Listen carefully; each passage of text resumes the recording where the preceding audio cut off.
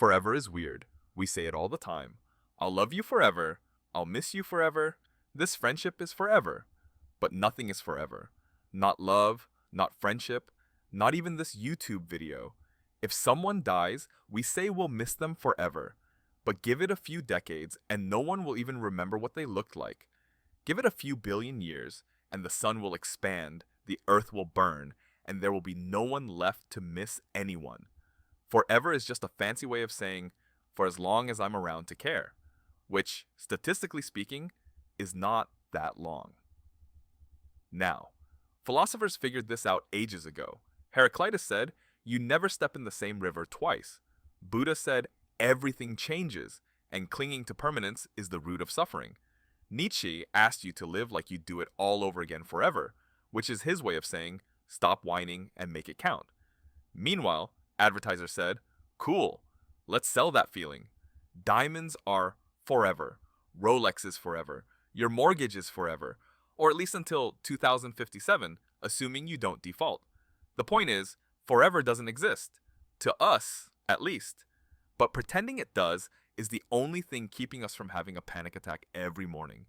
Psychologists say the human brain is terrible at understanding impermanence. When something ends, we panic. When someone leaves, we think the pain will last forever.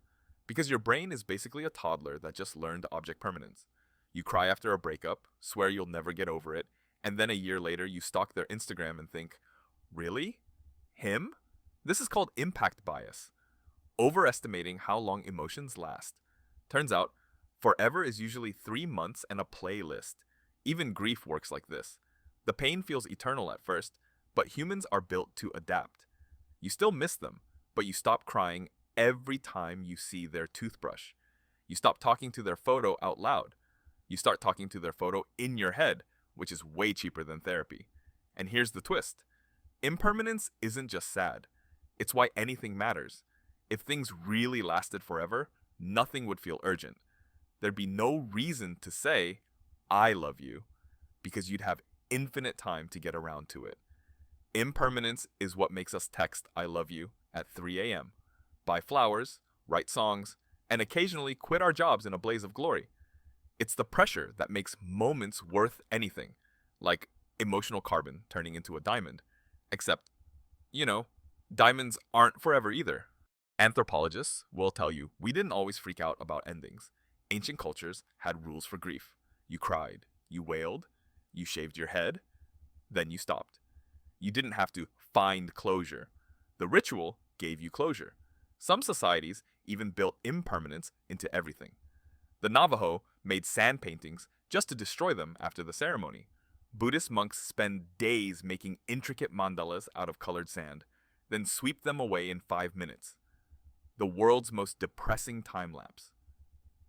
Even love wasn't forever. In ancient Egypt, marriages could expire like library cards. You stayed together until the agreement ran out. And if it sucked, you just didn't renew. No lawyers, no alimony, no, we stayed together for the kids. Modern culture, though, has decided that everything should last forever. Your relationships, your Instagram archive, your Spotify Wrapped from 2017. We try to preserve every moment like we're running a museum of our own lives. But forever is heavy. That's why you have 43,000 unread emails and can't delete a single one, just in case future you needs that Zara promo code from 2019. A few years ago, when I finally cleaned out my childhood closet, it was like opening a time capsule curated by a hoarder, old birthday cards from people I don't talk to anymore, concert tickets from bands that don't exist anymore, a mixtape from someone I swore I would never forget. Took me 10 seconds to forget them again. And here's the thing. The cards were yellowed, the ink fading, the paper crumbling. Even my memories were expired. Forever, it turns out, is about 2 decades and a humid attic. Now zoom out. All the people you know, gone in 100 years. Your city, rebuilt or underwater in 500. Every photo you ever took, sitting on a dead hard drive in 1000. Zoom out further. Continents drift. Species disappear. The sun eats the earth in about 5 billion years, which sounds dramatic, but is just another Tuesday in space. Zoom out again. Eventually, there are no stars, no planets, no heat. The universe becomes a cold, quiet spreadsheet with nothing on it.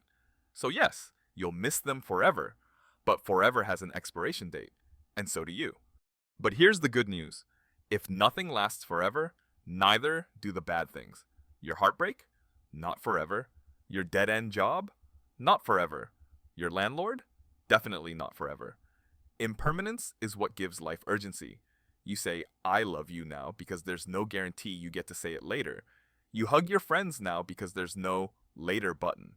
You eat dessert first because salad will still be there after the asteroid hits.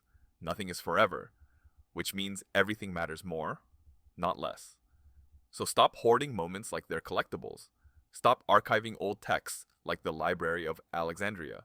Stop pretending you're going to get around to it someday. Someday doesn't exist. Call your mom, write the message, say the thing, laugh at the meme while it's still funny, because the universe is on a countdown. Might as well do something cool before the timer runs out.